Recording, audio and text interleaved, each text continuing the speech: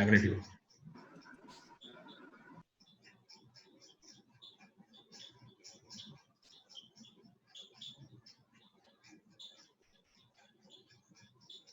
तो मैं सब चीजों के इसमें तुम्हें डेरिवेशन नहीं बता पाऊंगा अभी, एक दो बातें आपको बस समझनी है जो आप मान लोगे कि हाँ ये ट्रू होती है। पहली चीज तो देखो, पोलराइजेशन का जो यूनिट है वो सिग्मा से मैच कर रहा है, and there is a relation between sigma and polarization. Sigma यानी कि आपका charge density, surface charge density. और हमने शायद थोड़ा बहुत बाउंड चार्ज और ये सब पढ़ लिए थे, बाउंड चार्ज क्या होता है एंड फ्री चार्ज क्या होता है, यस सर। है ना। तो मैंने तुम्हें बताया था कि जो कंडक्टर है उस पर तो infinite amount of free charge की सप्लाई है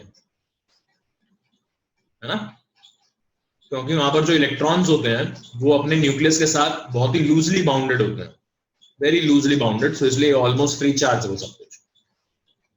साथ में अगर कंडक्टर को आप कुछ और एक्स्ट्रा चार्ज देते हो वो भी फ्री चार्ज होगा। इंसुलेटर की कहानी डिफरेंट है। इंसुलेटर का जो चार्ज है that is not so free, इतने आराम से इधर मूव नहीं कर पाता है वो।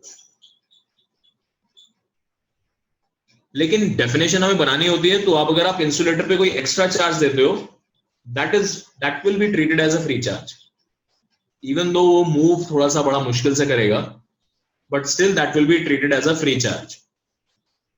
सो डाइलेक्ट्रिक या इंसुलेटर के ऊपर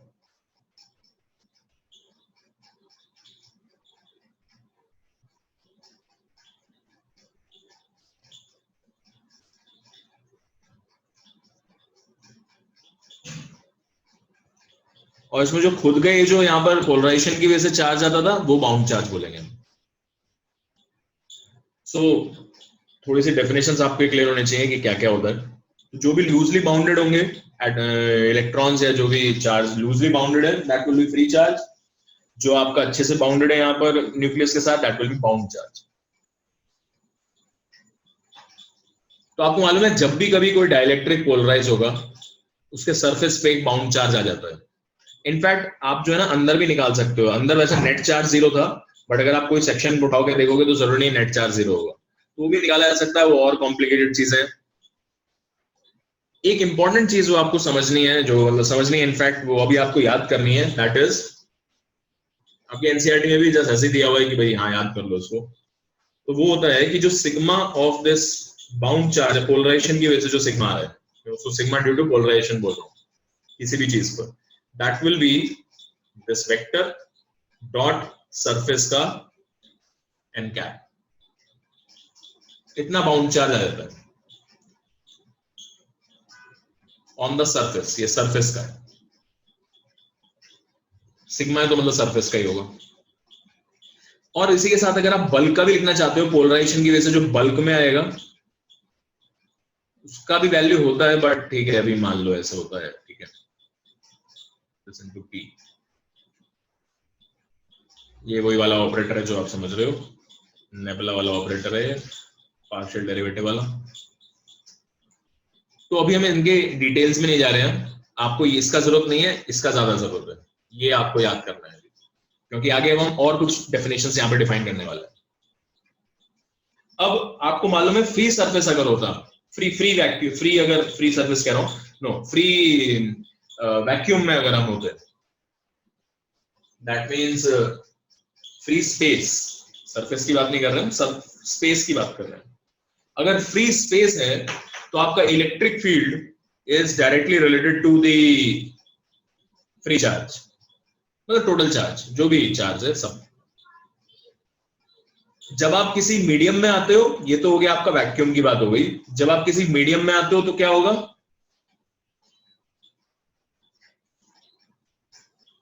इलेक्ट्रिक फील्ड अब दोनों चीजों पर डिपेंड करेगी, एक तो आपके पास फ्री चार्ज होगा और एक पोलराइजेशन की वजह से चार्ज आएगा। तो charge which is free, Q which is free plus Q which is due to polarization, ठीक है, इसको भी Q लिख लेते हैं, Q फ्री चार्ज है।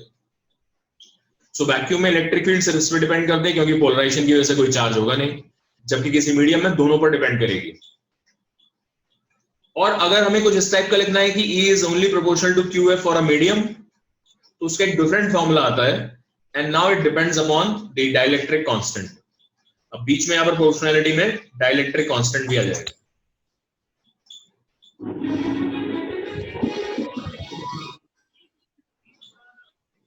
ये कौन क्लास के साथ गाने भी सुन रहे हैं? पलाश सर। पलाश डांस कर रहा है क्या साथ साथ में? वीडियो ऑन कर दे, हम भी देख लेंगे।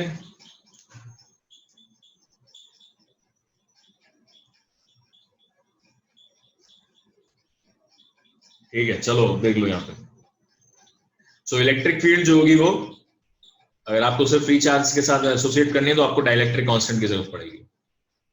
तो जिस तरीके से वैक्यूम में इलेक्ट्रिक फील्ड सिर्फ इस पर डिपेंड करती है, जबकि मीडियम में electric field charge plus dielectric constant पर डिपेंड करेगी, वैसे ही एक क्वांटिटी हम यहाँ पर अलग तरीके की क्वांटिटी डिफाइन कर रहे हैं, which is called electric displacement.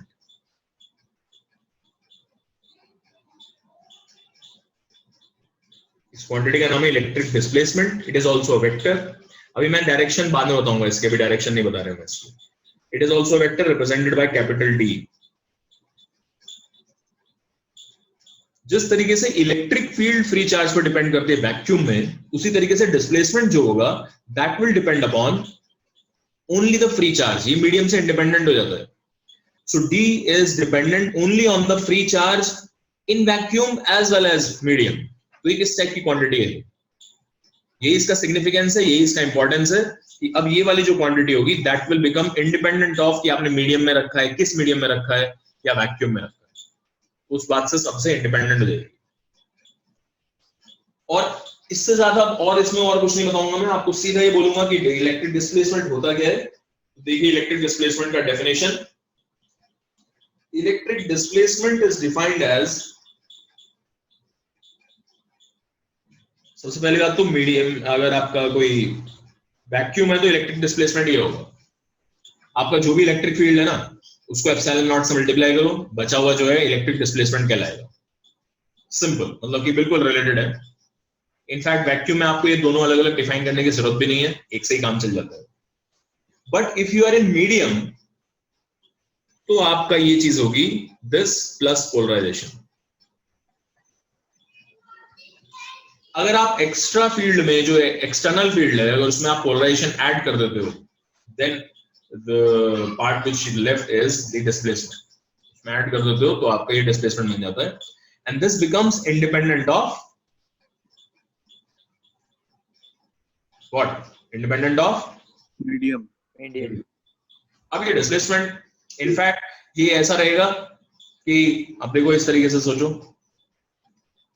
ये मान लीजिए कुछ सरफेस है किसी डाइलेक्ट्रिक या कंडक्टर का, this can even be a conductor, ध्यान देना। तो इलेक्ट्रिक फील्ड ऐसे आती थी, मान लो इसमें परपेंडिकुलर एंटर कर रही है ऐसे, और अगर ये कंडक्टर है तो अंदर गायब हो जाएंगी, और अगर ये डाइलेक्ट्रिक है तो अंदर जो है थोड़ी सी कम हो जाएंगी फील्ड्स, सारी फील्ड लाइन आगे कंटिन्यू नहीं कर पाएंगी। So there will be fewer field lines, अंदर इलेक्ट्रिक फील्ड कम होती है किसी मीडियम में। बट अगर मैं डिस्प्लेसमेंट वेक्टर की बात करूंगा, डिस्प्लेसमेंट वेक्टर बढ़िया से एकदम इसके अंदर भी घुसेगा, चाहे कंडक्टर हो चाहे कुछ भी हो, इट डजंट मैटर।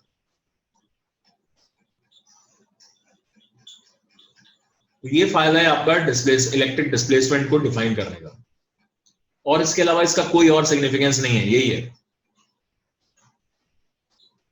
अब जिस तरीके से there was a electric field, there was a Gauss law for this electric field, उसी तरीके से गॉस लॉ डी के लिए भी होता है और गॉस लॉ पी के लिए भी होता है। ये वाली इलेक्ट्रिक फील्ड जो होगी इसके लिए गॉस लॉ अगर आप लगाओगे तो ये दोनों चार्ज लेने पड़ेंगे आपको। इसके लिए अगर आप लगाओगे तो आपको सिर्फ इंड्यूस चार्ज लेना पड़ेगा, और अगर इसके लिए लगाओगे तो सिर्फ फ्री चार्ज की जरूरत है। इंड्यूस वाला चार्ज यानी मीडियम में जो चार्ज आता है उससे इंडिपेंडेंट हो जाएगा इसका गॉस लॉ। तो वो भी हमारे सिलेबस में नहीं है अभी, इसका गॉस लॉ कैसे होता है। तो अभी आप इसको सिर्फ एक सप्लीमेंट्री पार्ट मान के चलो इसको, कि बस थोड़ा सा एक्स्ट्रा बताया जा रहा है, ओनली बिकॉज ये एनसीईआरटी में गिवन।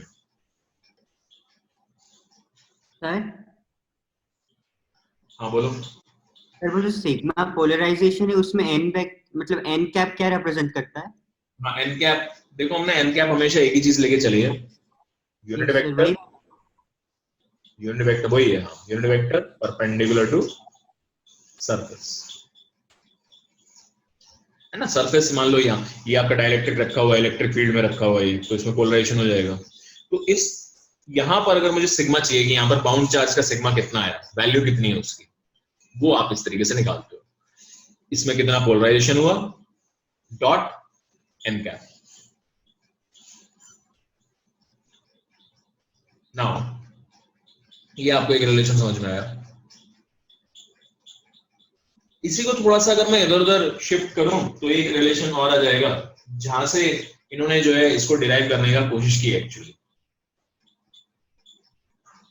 उन्होंने कैसे इसको डिराइव करने की कोशिश करी है, देखो मान लीजिए सरफेस पर ही हो, आप सरफेस पे बात करते हैं, तो सरफेस जैसे सरफेस पे हो आप, तो यहाँ पर फ्री चार्ज की जो डेंसिटी है दैट इज सिग्मा, मतलब इसके अराउंड फ्री चार्ज जो है वो सिग्मा है।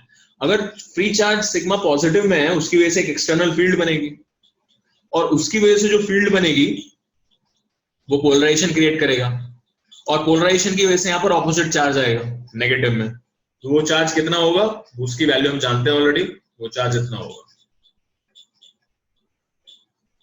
माइनस मैंने इसलिए करा क्योंकि वो चार्ज नेगेटिव होगा।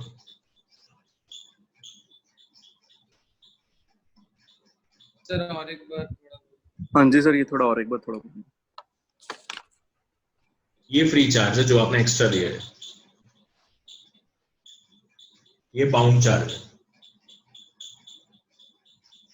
बाउंड चार्ज जो होगा वो नेगेटिव में होगा, ये मैं पता है, लेकिन उसकी वैल्यू सिर्फ ये नहीं देगा, ये पोलराइजेशन वेक्टर तो आपका एक पॉजिटिव वेक्टर कुछ होगा, और ये एन कैप के साथ आप तो माइनस लगा के चलोगे आप इसमें। ये फ्री चार्ज है, ये बाउंड चार्ज है।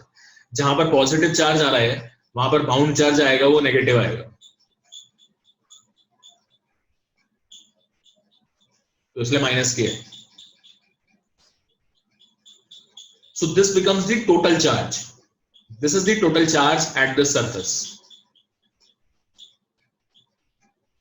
इसी को अगर मैंने सिग्मा एप्सिलॉन नॉट से डिवाइड किया, this will give me the electric field just outside. लेकिन ये बात समझ लो, ये इलेक्ट्रिक फील्ड का ये वाला कंपोनेंट देता है बस। अगर मान लीजिए, क्योंकि ये कंडक्टर तो है नहीं, तो हो सकता है इस डायरेक्शन में आपका फील्ड, नेट फील्ड इस डायरेक्शन में है, तो ये वाला जो वैल्यू है सिग्मा बाय एप्सिलॉन नॉट, ये सिर्फ परपेंडिकुलर डायरेक्शन वाला आपको कंपोनेंट देता है, इसलिए आप इसको लिखोगे net field dot n cap, ये परपेंडिकुलर वाला कंपोनेंट हो गया।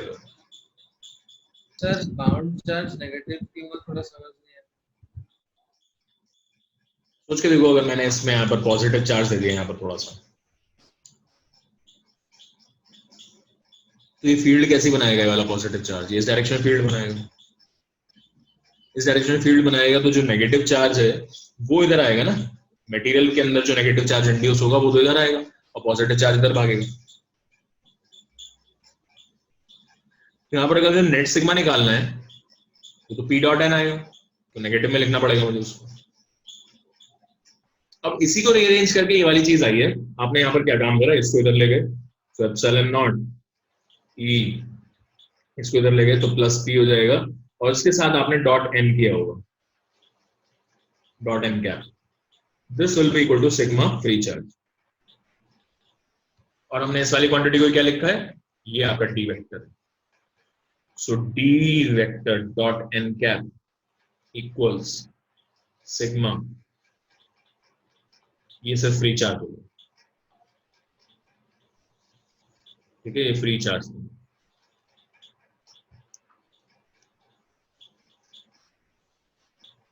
तो ये आपका बाउंड इंड्यूस चार्ज है, पोलराइजेशन की वजह से वो पी डॉट एन हो गया, जो फ्री चार्ज की वजह से वो डी डॉट एन हो गया, और जो नेट इलेक्ट्रिक फील्ड होगी ई डॉट एन, वो इतना है।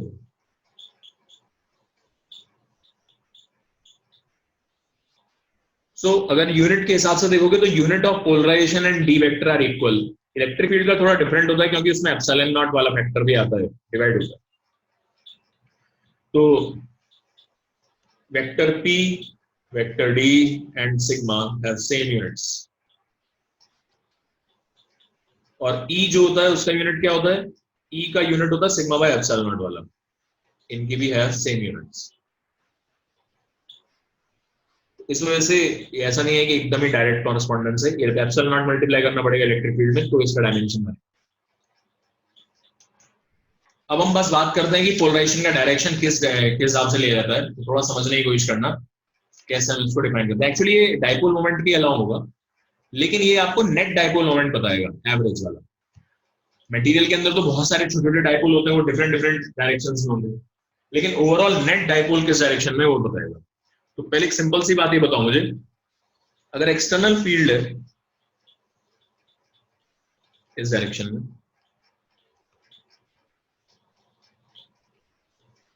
और आपने यहां पर एक डाइपोल रख दिया, तो किस डायरेक्शन में स्टेबल होगा ये?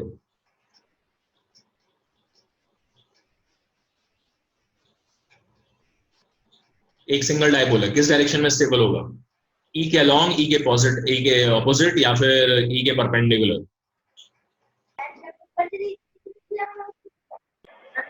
सर ये क्या लो अलोंग अलोंग, करेक्ट। ये वाला अपने आप ही कन्वर्ट हो जाएगा, ये वाला जो है ना इसमें चेंज हो जाएगा, इस डायरेक्शन में आगे स्टेबल होगा। सो मटेरियल के अंदर तो बहुत सारे डाइपोल्स होंगे छोटे छोटे, लेकिन उसका जो नेट डाइपोल है, पूरे मटेरियल का जो नेट डाइपोल है, वो overall E electric field, external electric field के अलोंग आ जाए। So P vector is along external field.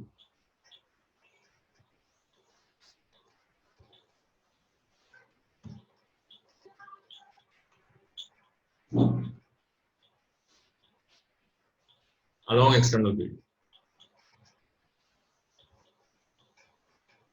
D vector जो होगा वो आप यहां से देख सकते हो, डी वेक्टर जो है वो किसके अलोंग है? ऑब्वियस, ये एक्सटर्नल फील्ड थी, ये पोलराइजेशन, दोनों सेम डायरेक्शन में रहेंगे, तो डी भी उन्हीं की डायरेक्शन में रहेगा।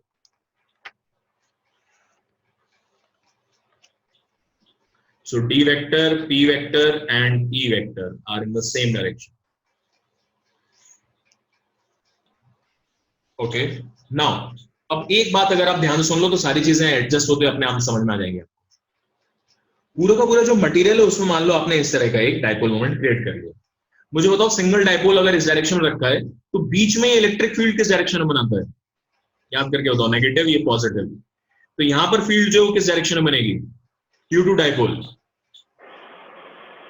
डायरेक्शन इलेक्ट्रिक फील्ड का, जबकि डाइपोल मोमेंट इस डायरेक्शन में। सो इलेक्ट्रिक डाइपोल अपने बीच में इलेक्ट्रिक फील्ड ऑपोजिट डायरेक्शन में बनाता है। इसी वजह से जब आपकी एक्सटर्नल फील्ड किसी मीडियम में जाती है, इसका मैग्नीट्यूड थोड़ा सा कम हो जाता है, तो आपका जो अंदर ई नेट बचता है, that is electric field external minus electric field due to this dipole. मतलब माइनस करना चाहिए वैसे मुझे, एक्चुअली में तो ऐड करना है अगर वेक्टर फॉर्म में लिखा हूं, बट चलो माइनस लिख देते हैं। तो ये आपकी नेट इलेक्ट्रिक फील्ड बचती है।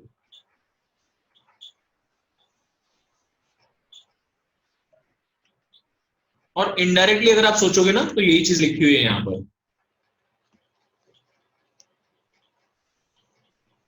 सिग्मा अपॉन एप्सिलॉन नॉट, ये इलेक्ट्रिक फील्ड हो जाएगी नेट फ्री चार्ज की वजह से, एक्सटर्नल एक तरीके से। This quantity divide by epsilon not, ये हो जाएगा आपका बाउंड चार्जेस यानी पोलराइजेशन की वजह से, अंदर जो डाइपोल्स हैं उनकी वजह से, सब्ट्रैक्ट किया आपने दोनों को, और साथ में ये आपकी हो जाएगी नेट फील्ड, अंदर जो नेट फील्ड है हो जाएगी।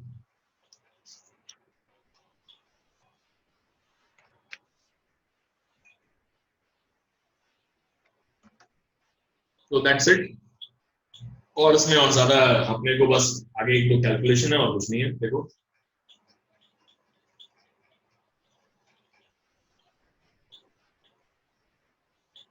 वैक्यूम में आपको मालूम है, इन वैक्यूम डी का वैल्यू सिंपली होता है एप्सिलॉन नॉट ई, लेकिन मीडियम में क्या होगा ये चीज? डी का वैल्यू होगा एप्सिलॉन ई होना चाहिए ऑब्वियसली। और अगर आपको E याद हो, then E was epsilon naught into epsilon R, relative permittivity, relative permittivity, और उसको मैं एप्सिलॉन नॉट K भी लिख सकता हूँ। ये याद है सबको? बोलो बच्चों, ये याद है?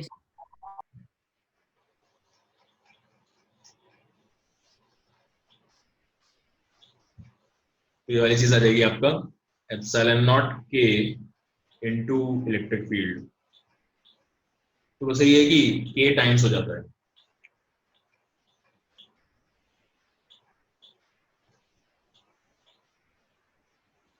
फिर उसके बाद हम क्या करते हैं यहाँ पर, we define one more quantity which is susceptibility.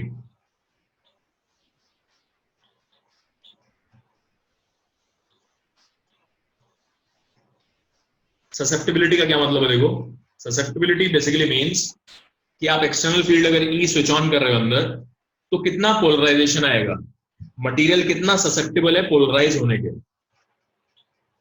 Polarisation कितना होगा अगर आपका ससेप्टिबिलिटी, अगर आपने एक्सटर्नल फील्ड स्विच ऑन करी है तो आपका यहां से निकाल सकते हो पोलराइजेशन का वैल्यू जो होगा, वो ऊपर वाली इक्वेशन से लिख सकते हो आप, ये जो हमने पहले लिखी थी। Polarization will be D minus epsilon naught E।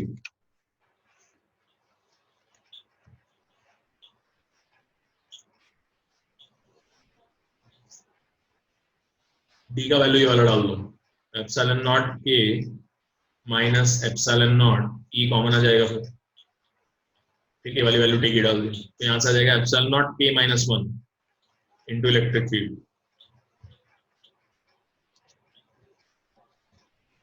ये एक्सटर्नल फील्ड और ये आपका पोलराइजेशन, इन दोनों के बीच में जो रिलेशन है वो ये बताता है, ये वाला quantity. This is called susceptibility. This quantity is known as susceptibility. So you will compare this with, susceptibility को थोड़ा ऐसे शाई करके बनाते हैं।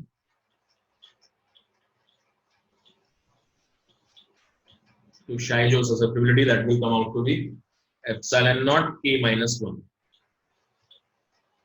तो ये कुछ रिलेशंस हैं जो आपको याद रखना है। ये ससेप्टिबिलिटी हो गई, ये रिलेशन इसके साथ ऐसा होता है, ये याद रखना है, ये वाला रिलेशन याद रखना है, एंड अल्टीमेटली फिर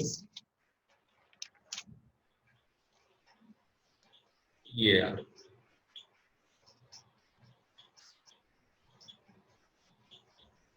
इसको देखो अच्छे से, जो नोट करना है बता दो। तो ससेप्टिबिलिटी वाला पार्ट दिखाइए। हाँ, नोट करना है ना ये। Yes sir. करो।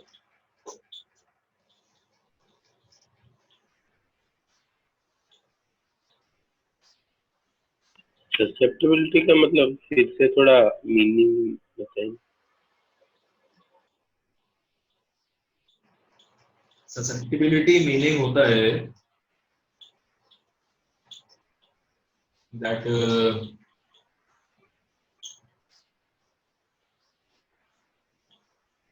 ससेप्टिबिलिटी का मीनिंग एक्चुअली होता है इसका कि तो वो कितना पोलराइज होने की टेंडेंसी। हाँ, इस रिलेशन से सोचो ना क्या होगा ससेप्टिबिलिटी मीनिंग। एक्चुअली ना ये रिलेशन भी ना थोड़ा सा तो गलत है। Susceptibility suppose to be a dimensionless constant. आपके एनसीईआरटी में ऐसे दिया हुआ है, I don't know why NCERT में जिस तरीके से दिया हुआ है, but actually this is wrong. Susceptibility is not this. ये रिलेशन होता है यहाँ पर एप्सिलॉन नॉट लेना पड़ेगा, क्योंकि तभी ये जो है डायमेंशनलेस बनेगा। तो ये क्वांटिटी आ जाएगी फिर इसके बराबर, ठीक है। ये एक्चुअल रिलेशन एनसीईआरटी में गलत लिखा हुआ है। तो K और ससेप्टिबिलिटी में रिलेशन हो गया K is equal to susceptibility plus 1, susceptibility plus 1, ये रिलेशन आएगा।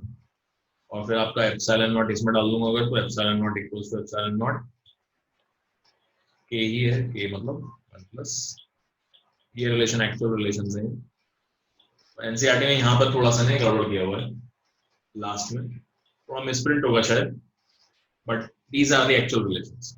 ये डायमेंशनलेस कांस्टेंट है, susceptibility is a dimensionless constant. और वो सब चाहिए ना तुमको कि मैग्नीट्यूड कितना रहेगा और कितना नहीं रहेगा।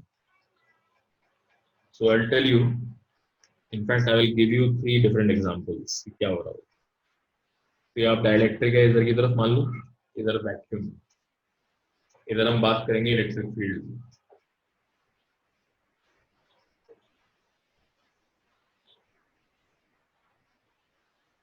इधर हम बात करेंगे वेक्टर पी,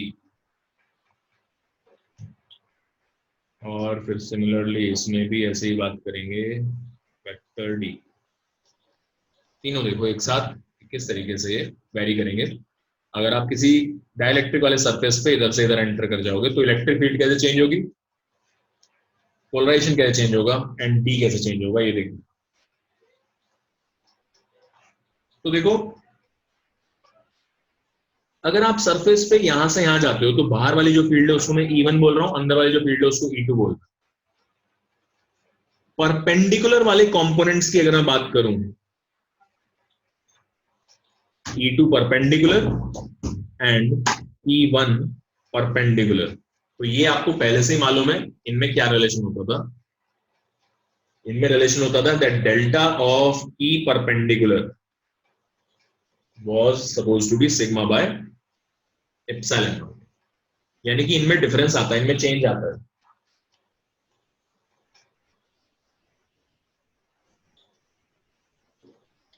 इलेक्ट्रिक फील्ड वाले जो कंपोनेंट्स होंगे, सॉरी इलेक्ट्रिक फील्ड के जो पैरेलल वाले कंपोनेंट्स होंगे, E1 parallel and E2 parallel, they will be equal.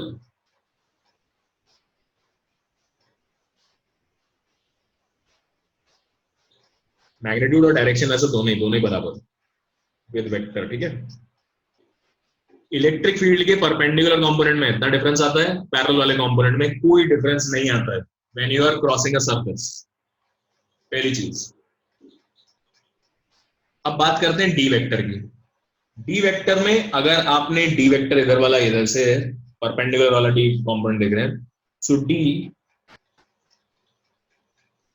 अच्छा ये नेट चार्ज है बेटा, ये नेट चार्ज है, ध्यान रखना, और ये नेट इलेक्ट्रिक फील्ड है अंदर और बाहर, ठीक है। ये नेट है,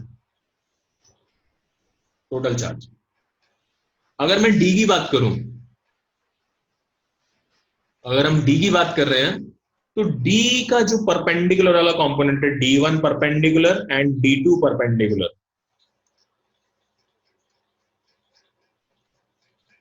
इसमें आपका जो डिफरेंस आएगा दोनों तरफ में,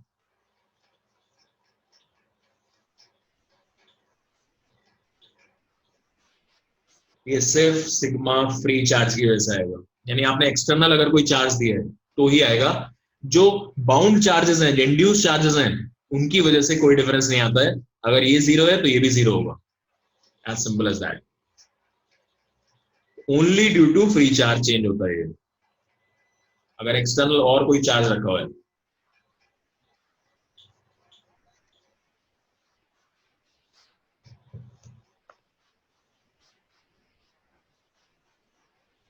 और एक लास्ट वाली चीज जो बड़ी इंपॉर्टेंट है, वो समझ लेना बेटा, थोड़ा सा देखना इसको अच्छे से। वो लास्ट वाली जो चीज है वो कुछ इस तरह की है, देखो कि अगर पर पैरेलल वाले लिए आपने डी के, D1 parallel and D2 parallel, इन वाले कंपोनेंट्स में जो डिफरेंस आएगा वो पोलराइजेशन वेक्टर के कॉरस्पॉन्ड नहीं आएगा। Delta of D parallel will be equal to delta of P parallel.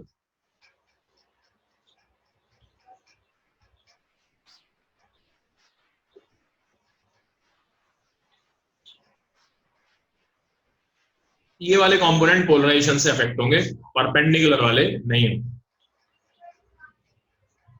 Perpendicular वाले में आप इसमें 0 रख सकते थे, अगर हम ये बोल दें कि न्यूट्रल है पूरा का पूरा। न्यूट्रल अगर मैंने रखा है कंडक्टर तो ये वाली चीज 0 हो जाएगी। जैसे इसमें अगर हम आपको इसमें लिखने की कोशिश करूंगा, अगर मैं डेल्टा E पैरेलल कितना है, ये 0 है।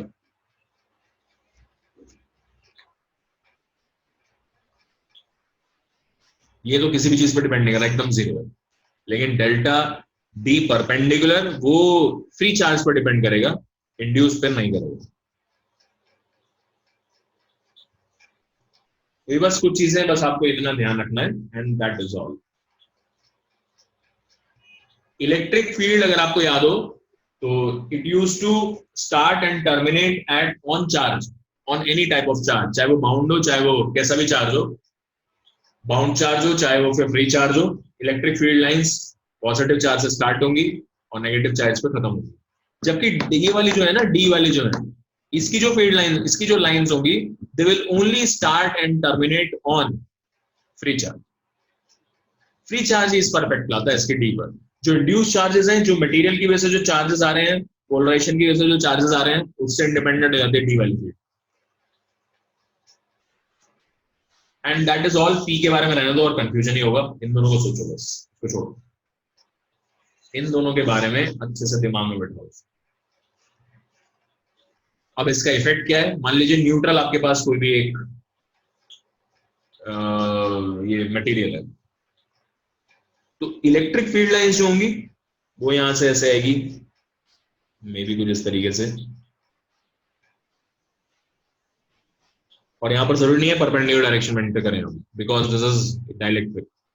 और अंदर जो है हो सकता है कुछ कम फील्ड लाइंस जाए, ये इलेक्ट्रिक फील्ड है, net electric field outside, net electric field inside. इधर से इधर आते वक्त ये वाली कंडीशन सेटिस्फाई होगी, जो परपेंडिकुलर डायरेक्शन वाला कंपोनेंट है वो हिसाब से चेंज होगा अचानक से, तो डिसकंटिन्यूटी है इनमें, और पैरेलल वाला कंपोनेंट चेंज नहीं होगा। वहीं अगर मैं डी की बात करूं, डी वाली फील्ड की बात करूं, तो न्यूट्रल वाले पे तो कोई फर्क नहीं पड़ेगा, न्यूट्रल वाले पे बढ़िया से एकदम इधर आ जाएगी, all the field lines will be there.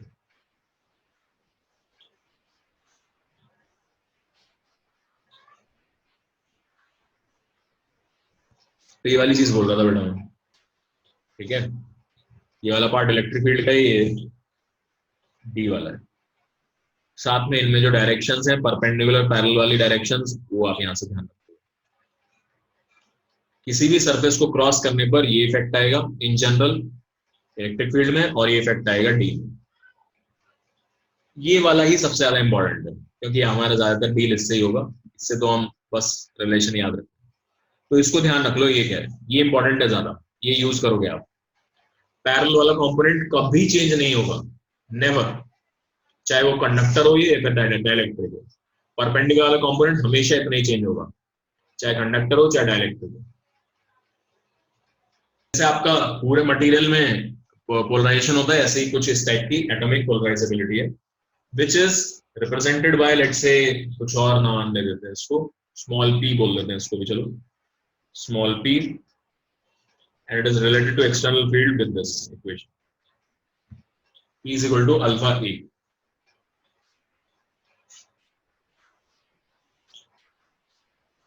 ठीक है, ये एक्सटर्नल फील्ड के साथ इस तरीके से रिलेटेड है। दिस इज एटॉमिक पोलराइजेबिलिटी, कितना पोलराइज हो गया। अब मैंने आपको क्या दिया, देखो, suppose there is an atom, और एटम जो है कुछ इस टाइप का है देखने में, बीच में न्यूक्लियस, पॉजिटिव क्यू चार्ज, और इसके अराउंड ये पूरा इलेक्ट्रॉन क्लाउड है, स्फेरिकल इलेक्ट्रॉन क्लाउड।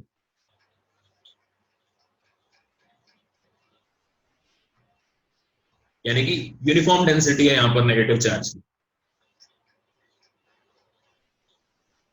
इस टाइप का आपका मॉडल है फॉर एटम, एटम का ये वाला मॉडल हम लेके चलते हैं।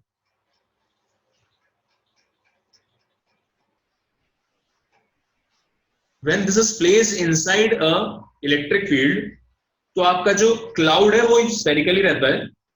मान लो आपने इस डायरेक्शन में एक इलेक्ट्रिक फील्ड लगा दी, तो जितना भी नेगेटिव चार्ज है सब पे इस डायरेक्शन में फोर्स लगेगा, और जो पॉजिटिव चार्ज है उसमें इस डायरेक्शन में फोर्स लगेगा। तो यूनिफॉर्म इलेक्ट्रिक फील्ड के अंदर अंदर रखना, तो ये सेंटर से खिसक के यहाँ पहुंच जाता है चार्ज, और ये स्फेरिकल रहता है।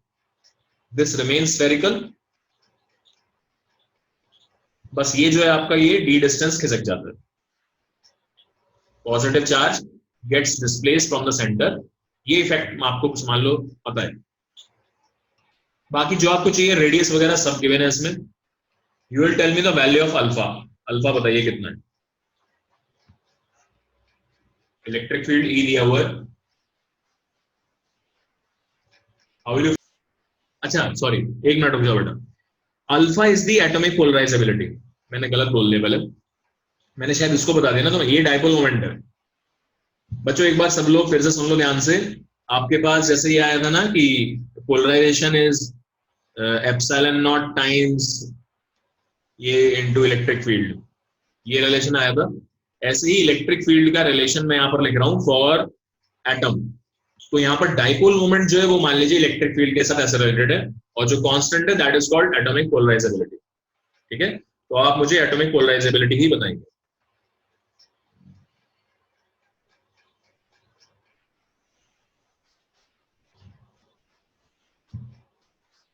करिए इसको जरा। डाइपोल मोमेंट 4r² कुछ था, मतलब इसका पी कितना होगा? QD ही होगा। एक्सटर्नल फील्ड यहाँ पर E है, ये पॉजिटिव चार्ज के ऊपर जो फील्ड लगेगी इस इलेक्ट्रॉन क्लाउड की वजह से, वो वैल्यू लिखो, वो ऑपोजिट डायरेक्शन में होगी, दोनों कैंसिल हो रहे हैं तभी ये स्टेबल बना है यहाँ पर। तो मैं ऐसे लिख रहा हूँ डायरेक्टली, वो जो फील्ड होगी E डैश बोल दो उसको, उसका वैल्यू आपको याद है? यूनिफॉर्म चार्ज के अंदर d डिस्टेंस पर कितना फील्ड होगा? K charge D P upon by 4 Q, ये होता था। जी sir.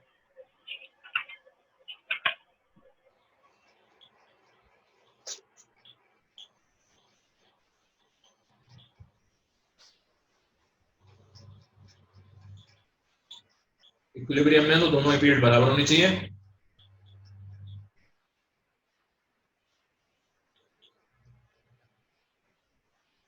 U into D will become dipole moment, P और आगे रिलेशन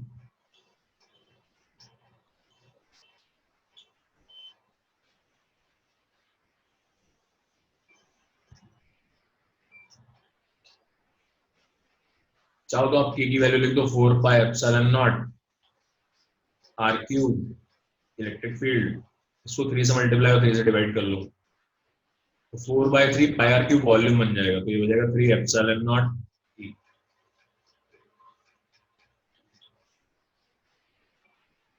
तो आपके पास 3 एप्सिलॉन नॉट और वॉल्यूम भी आएगा ना, वॉल्यूम, इसका वॉल्यूम बन जाएगा V मान लो इसको। So this is your P, और यहां से फिर आपका जो अल्फा है उसका वैल्यू आ जाएगा 3 एप्सिलॉन नॉट इनटू वॉल्यूम, ये वॉल्यूम।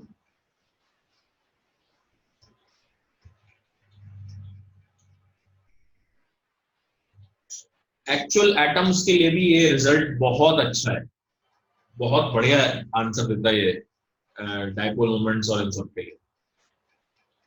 अगर आप अल्फा ये मान लो तो बढ़िया से डाइपोल मोमेंट निकल के आ जाता है, very accurate. Sir dipole moment QD कैसे है?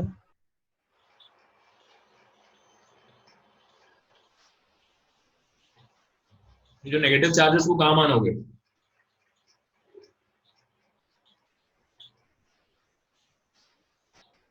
अच्छा, सबको बीच में कॉन्सेंट्रेटेड ले लेंगे? हाँ, लेकिन कब कब ले सकते हैं पता है ना? हाँ सर। सो यहाँ पर सेंटर ऑफ चार्ज वाला फंडा लगा सकते हो आप।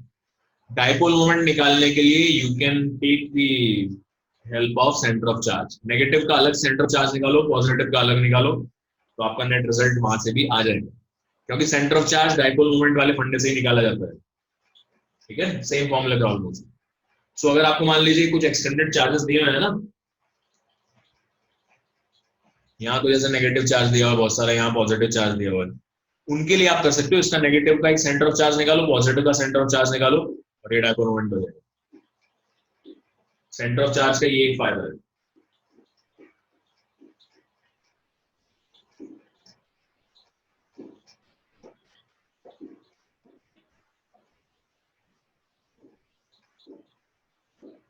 तो सारा का सारा मेजरमेंट न्यूट्रल है, तो जितना प्लस क्यू है उतना ही यहाँ पर इलेक्ट्रॉन क्लाउड में माइनस क्यू होगा।